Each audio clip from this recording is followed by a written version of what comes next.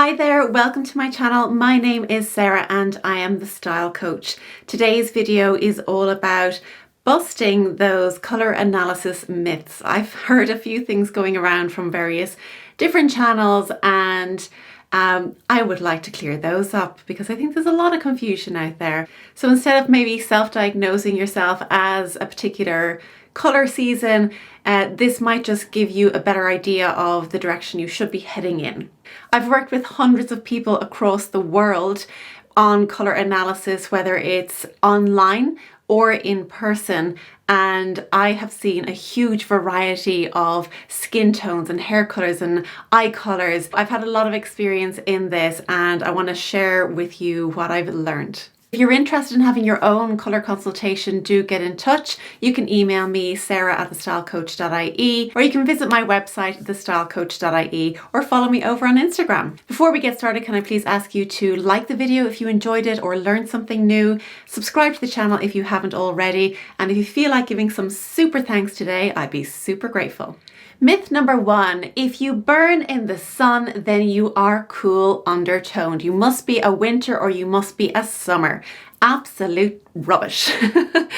So I've worked with a lot of people who turned out to be springs, more springs than autumns, I would say. So they're the warmer undertones.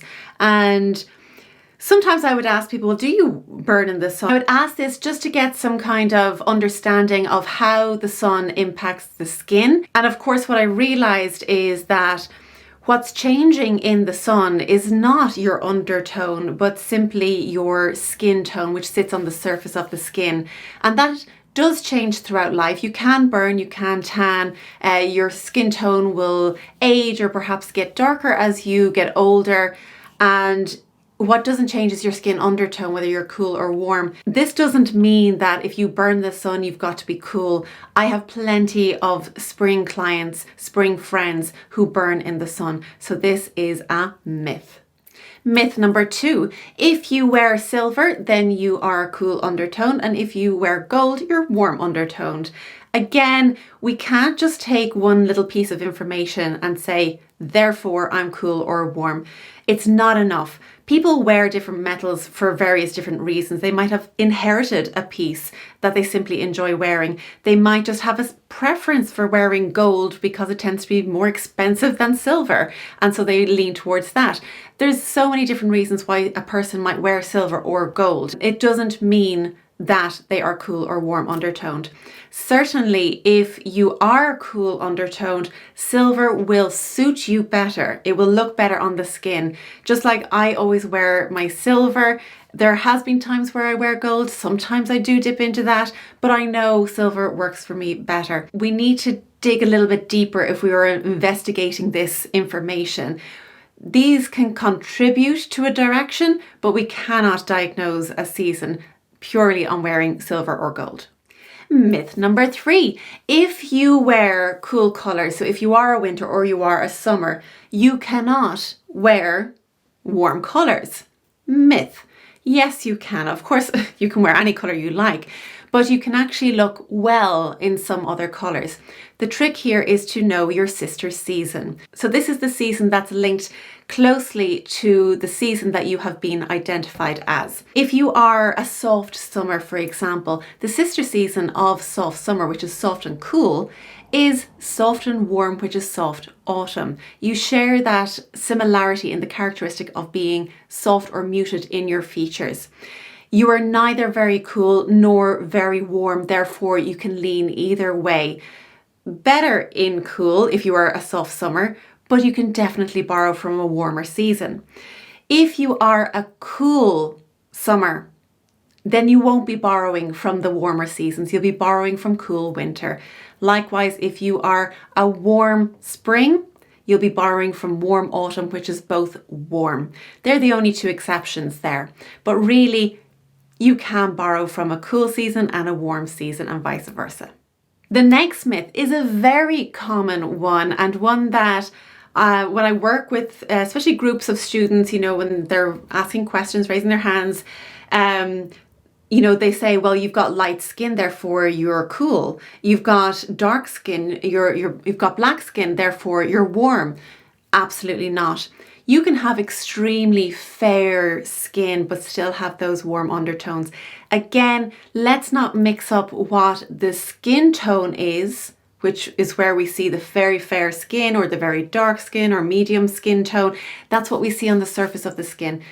The undertone is something completely different. So you could have somebody that's very fair skin and warm undertone. You could have somebody who has very dark skin and cool undertones.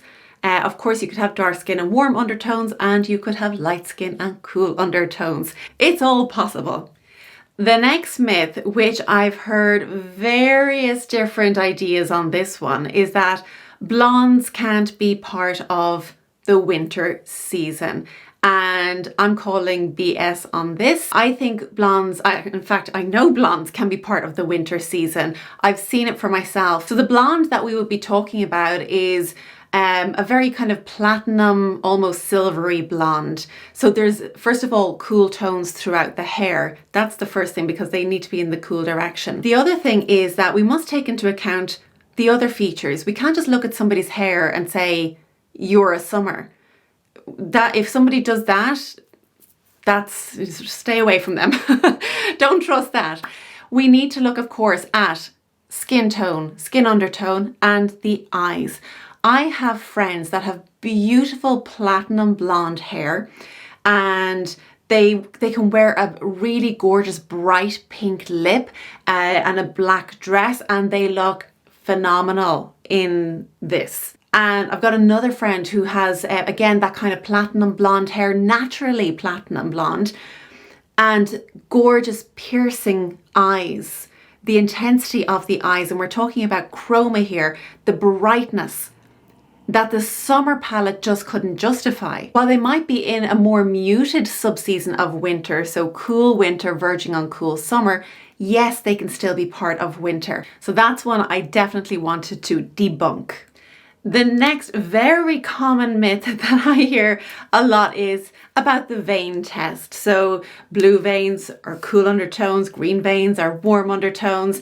And this is something I'll often ask people as well, but it's again just to get more information about the behavior of the skin, and ultimately it's the colors that will dictate whether you are cool or warm, not looking at one particular thing, like if you get burnt or if you tan or if you got blue veins or any of those things. So again, I've got spring friends who are, you know, very blue veins, very obviously blue veins, and they're warm undertoned.